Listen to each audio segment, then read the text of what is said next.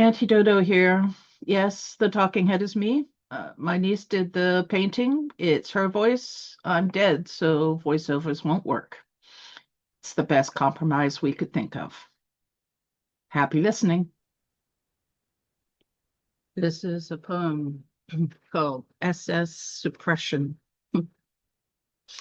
It's from a book called In These Days of Prohibition. The author's name is Caroline Bird.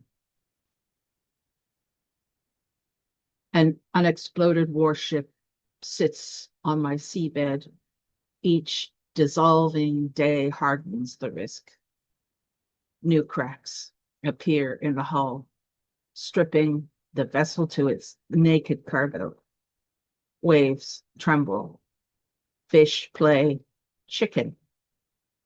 Anything could blow it. One glance of a snorkeless flipper. Or time alone. No reason, like flirting secret. Ignore a bomb long enough, it'll learn self-release. Port authorities repeat, doing nothing is not an option for much longer.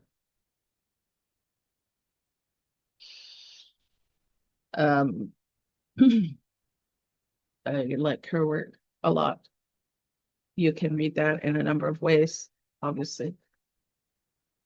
Internal suppression in terms of grief, for example, but social suppression or oppression is a bomb.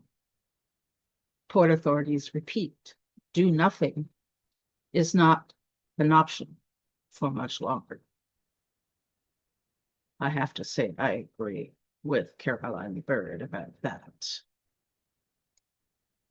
I'm dedicating this to the kinds of authorities, whether inner or political, that keep on yelling, doing nothing is not an option for much longer, because it will, in fact, explode. That's it for today. Link in again for more of Dodo's favorite poems.